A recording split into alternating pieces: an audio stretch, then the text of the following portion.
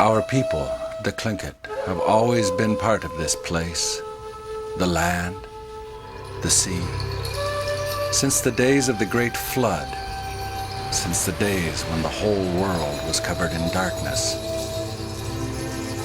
Raven walked among us then, disguised, born as a human child, grandson of Nashakan, the rich man who kept daylight in a box. It was Raven who stole it, Raven the trickster. He took the box.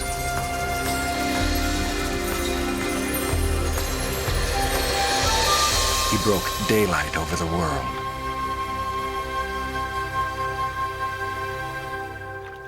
Our ancestors, the ones they call the fishermen of the night, were afraid at first. They wanted to hide. But then they saw their world for the first time, and they loved it, as we love it still. Our world, this place, always, forever.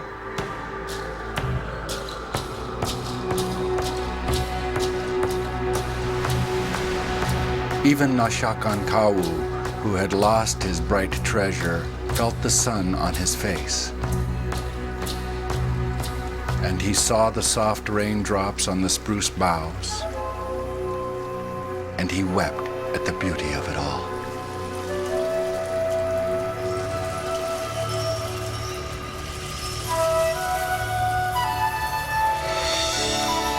We are the Tlingit. We are part of this land. Always. Forever.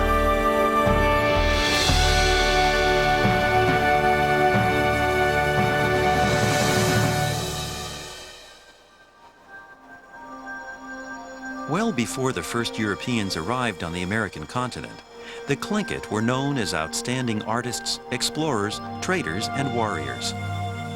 The Tlingit controlled some 800 miles of mountains, bays, and rivers, comprising most of the region we now call Southeast Alaska. Though they experienced discrimination, disease, and exploitation in the wake of European and American expansion, the Tlingit are among the few Native American groups who have succeeded in keeping alive their traditional way of life and rich artistic heritage.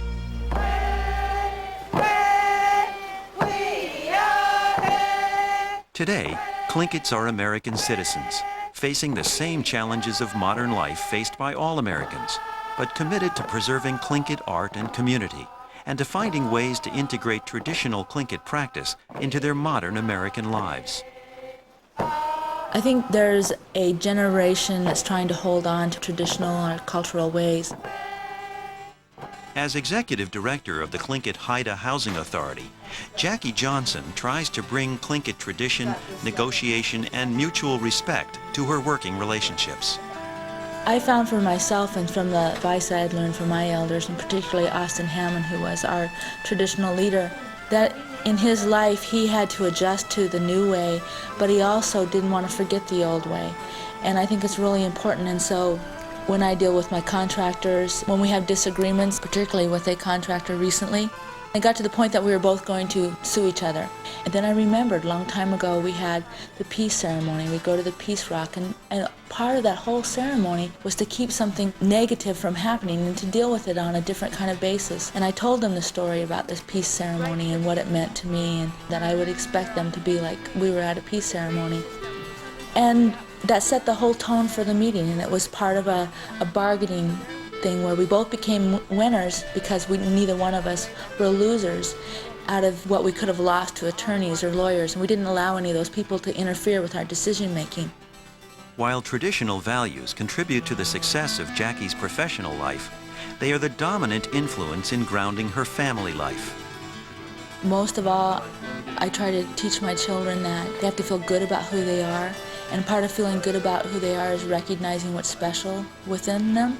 So one of the things that we do in our household, because there are many times that we don't agree and things aren't going so well and someone's shirking on their chores or responsibilities or whatever the problem seems to be. So we sit in a talking circle and we each get our own opportunity to express how we feel about the problem or the issue. And so the talking circle has become a way that we've tried to deal with a lot of our differences so that we respect each other and continue that way that we want to treat other people within our own households. And so I feel really good about my children in the way that they're looking at the whole universe. Over thousands of years, the Tlingits developed a unique grasp of the natural history of coastal Alaska. We see the world as a living thing, alive like we are. Sometimes glaciers recede and reveal new valleys. Sometimes they advance and take old ones away. In the fall, the wind blows hard. The winter sea is restless. Then things die. New life comes again in the spring. Tlingit people have always known about change. They say Ha-Shaka, our ancestors, didn't even have a word for starvation. The sea and the rivers are alive with fish. Deer and geese and seals and bears all share this place with us and give themselves to our hunters when they have prepared themselves and are worthy.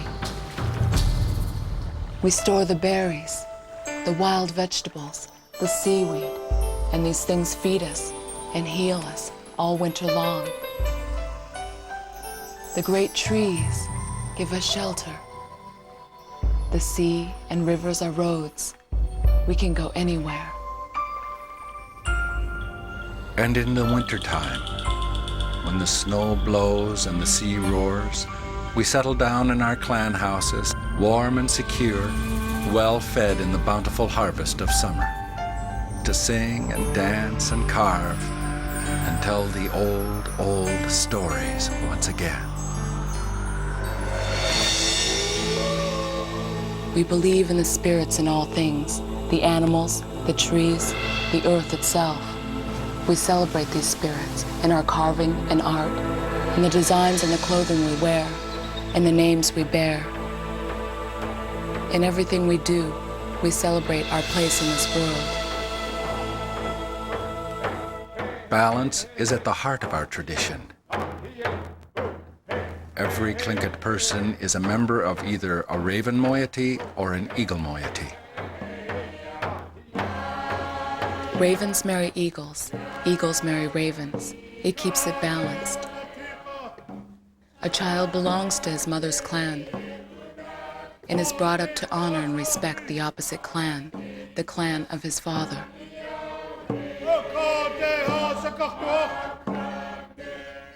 In our ceremonies, the clans share in each other's joy. And we work to remove each other's grief.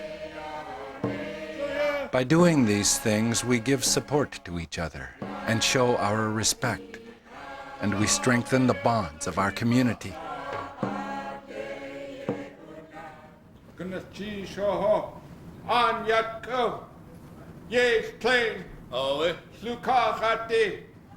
Since the Tlingit did not have a written language, their history is passed down in stories and speeches. Skillful public speaking is highly valued. Folklorist Nora Dauenhauer has dedicated her work to documenting Tlingit oral traditions. It's a good thing to work in Tlingit oral tradition. I'm the last generation who speaks Tlingit, but our children don't. We're drifting, seems like, apart because we don't have the same language.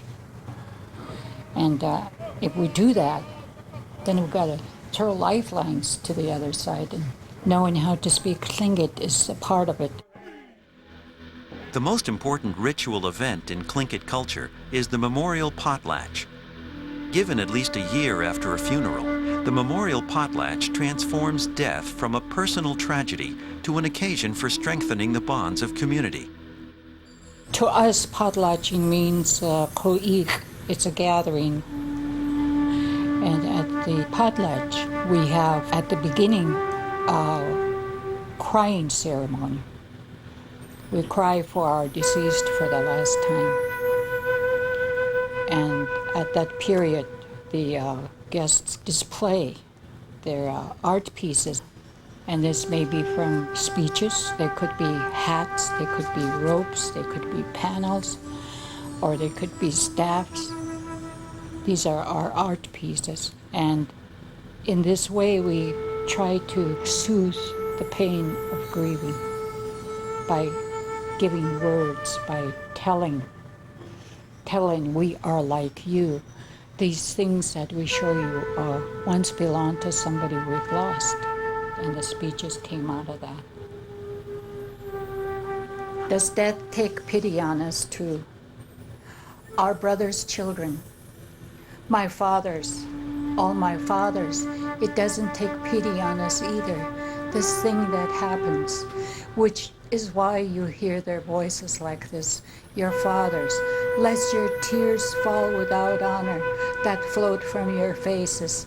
For them they have all come out at this moment.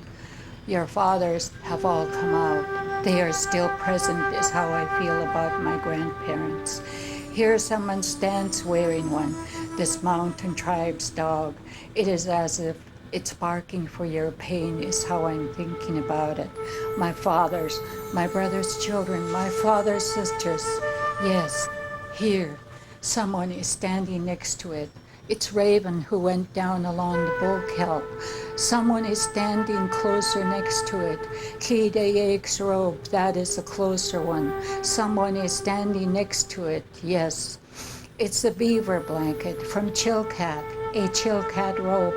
Shatak, your father, it was once his blanket, once his Chilkat robe. Because of you, he came out. Yes, at this moment, all of them seem to be as if they're revealing their faces. Your father's sisters, my mother, Sayinaat.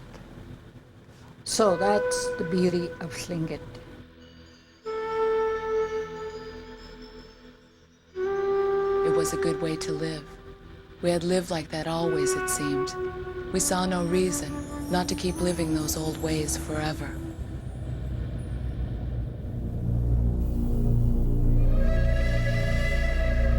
Wind blows change, and one spring morning the wind blew something our way that surprised even our elders. I heard my auntie say, "Look, from across the sea." It's Raven coming back to us, the way he always said he would. It's Raven huge in white wing now, flying across the waves. But the thing came closer, and we saw that it wasn't Raven after all, but a ship, like our long canoes, only bigger. And on the masts, taller than our highest spruce trees, we saw men watching us, men with strange eyes and hair of many colors. We didn't know if we could trust them or not, but they were friendly at first, invited us on board their ship, where we saw many strange and beautiful things. They gave us food. We were embarrassed. The small morsels looked like maggots. The dark syrup looked like otter urine. But we ate it anyway to be polite. We were relieved when it tasted pretty good after all. We were amazed when the strangers arrived, but we weren't really surprised when they stayed. After all, why wouldn't these people see and love this land too? This place that has always been everything to us and has given us all we have. How could they not love it too? We knew what they wanted. We had always been traders and seafarers ourselves. We traded with the Haida and Tsimshian to the south, the Athabascans to the north, the Eyak and Aleuts to the west. The Tlingits themselves, they're very proud warrior people and trading people and the dominant society in the region. As CEO of a major public utility, Bob Martin continues in the tradition of Tlingit commerce and exploration. For an executive, seeking change in order to make a difference is something that's desirable, something that works well in my favor. I'm not afraid of new things. I'm not afraid to try new things. In fact, I purposely seek complex solutions to what other people would find very difficult. And over the years, I've developed a talent for problem solving. As chairman of the board of Goldbelt, an Alaskan Native corporation, Bob's talent for problem solving is being tested in forging a new role for Tlinkits in a changing world. The wider world will continue to intrude itself into every corner of the world. So the very basic things that we held of value are things that we were proud of, being a warrior people, being dominant, being trading people. Now, we still have those roots. We still have that pride that's built in that comes as part of our blood, but are not the dominant society.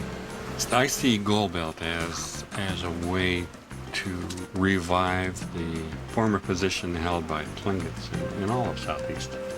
And I'd like to regain some of that pride in having something we can look at that really is respected and that has a positive influence of the people and other businesses that we come in contact with. We can also be the lever by which much of what was valuable can be restored. And I think events like this Tlingit custom, which used to be a regular thing, new races, was looked at as a really significant event in Juneau. And they were proud of that.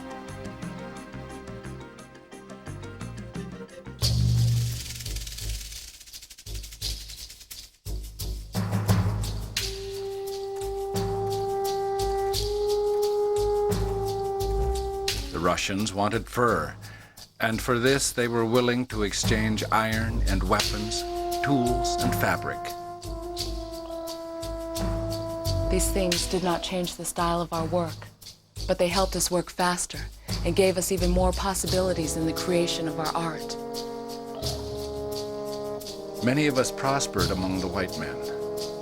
We traded shrewdly, and some clans and villages grew rich. For us, wealth is important, but only if it is distributed by giving gifts and hosting great ceremonial feasts.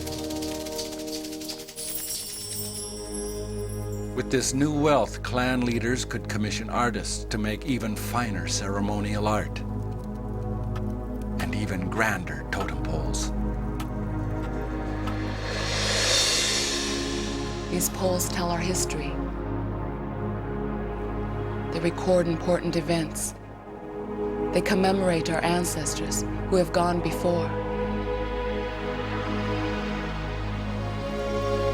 Our art has always been important to our survival. Like everything that we do, it is for our children, our grandchildren, so that they will grow up knowing who they are and who we are. These objects of art, these atul, carry our spirits inside them. Like the land, they are part of us too. I'm a carver, I'm an artist. I enjoy what I do. That's the type of occupation in which I feel that the Native community as a whole can be proud of. Tlingit carvers like Nathan Jackson continue to be called upon to create elaborate pieces which commemorate important events, tell stories, and honor ancestors. Art is important historically. If we didn't maintain, for instance, the Statue of Liberty, that is an art form. That becomes important to the whole United States. It becomes a symbol. And so when you look at the Native people as a whole, the things that we do, whether it be totem poles or whether it be canoes or whatever, they have a meaning, they have a story, and so that becomes an important aspect of continuation of culture.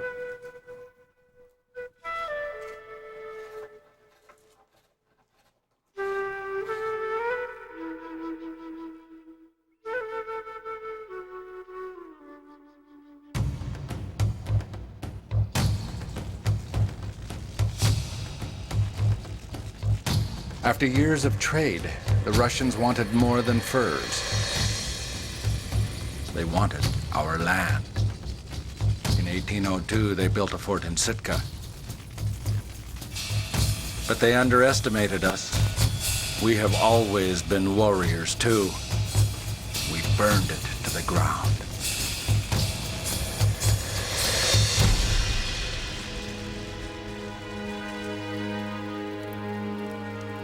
But what their soldiers couldn't do, their diseases could. Smallpox, influenza. We had no defense against these white man's sicknesses. Families, clans, whole villages died. There was a time when it seemed Raven had left us forever, when our old ways seemed unable to survive. We were in danger of becoming the strangers ourselves. They say the Russians wept when they sold Alaska to the Americans. And why shouldn't they? They had been here. They had seen this place. After 100 years, they got back in their tall ships and sailed away. The Tlingit had watched them arrive. We watched them leave, and we remained. Next, it was gold. We knew about gold. We used to make bullets for our guns out of it because it was soft and easy to work. But the Americans were crazy for gold. And if we thought the number of Russian fur hunters seemed endless, they were nothing to the Yankee gold seekers. They walked on our grandfather's land, and they began to claim it as their own. They began to dig deep into the earth as if they were trying to find her very heart. With the Americans, things changed again. Missionaries came, and government authorities, and school teachers. We became a minority in our own land. The missionaries misunderstood our totem poles. They thought we worshipped them, but this is not our way. Still, they convinced many to stop carving. They convinced others to burn their regalia and reject the treasures of their clans. It was a misunderstanding, a tragedy.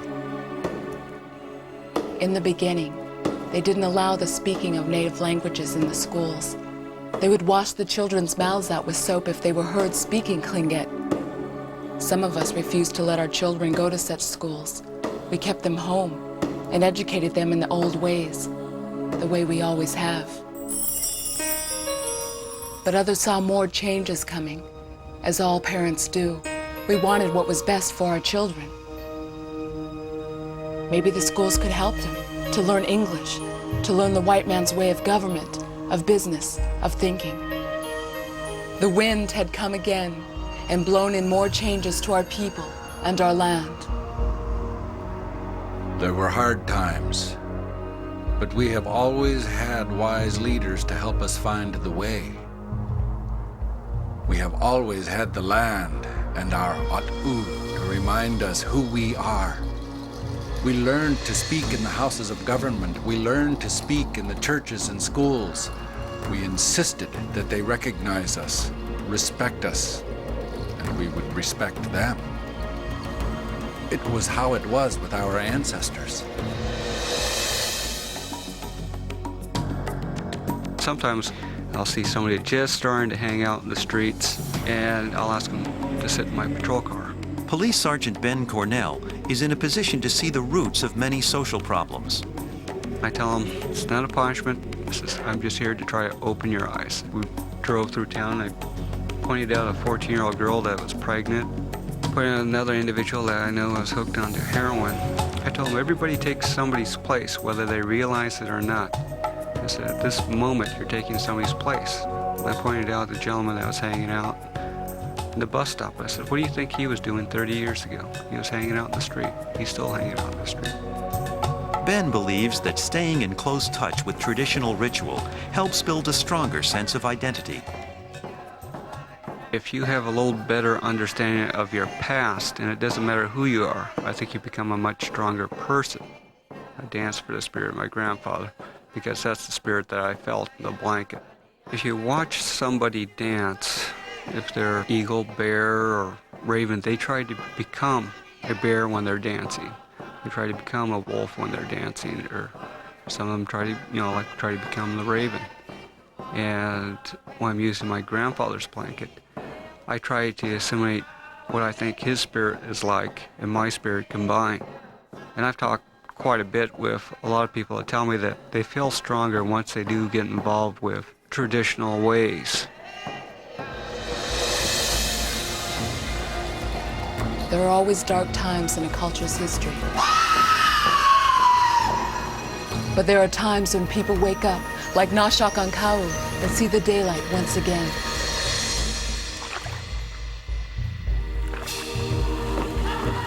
For us, the daylight is the land. It is our regalia.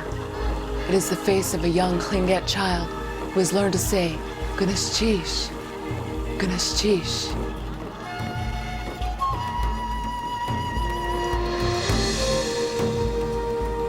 There's an old story we tell about a man who went down under the sea to visit the sea lion people.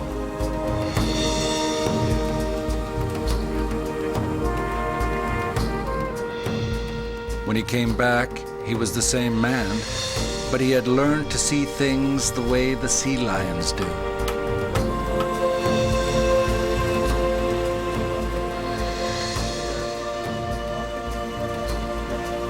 Now he saw the world from two sides, and he was richer for it. Once Raven said to his young brother-in-law Hawk, Iguai Juan, be brave. I am flying right here beside you. My spirit is lifting you up. Iguai Juan. And Hawk flew and flew and flew, and he closed his eyes, and he felt the strength in his own wings, and he felt the sun on his back, and he knew he was going to make it home. And he knew Raven was there, beside him, even if he couldn't see him at that moment.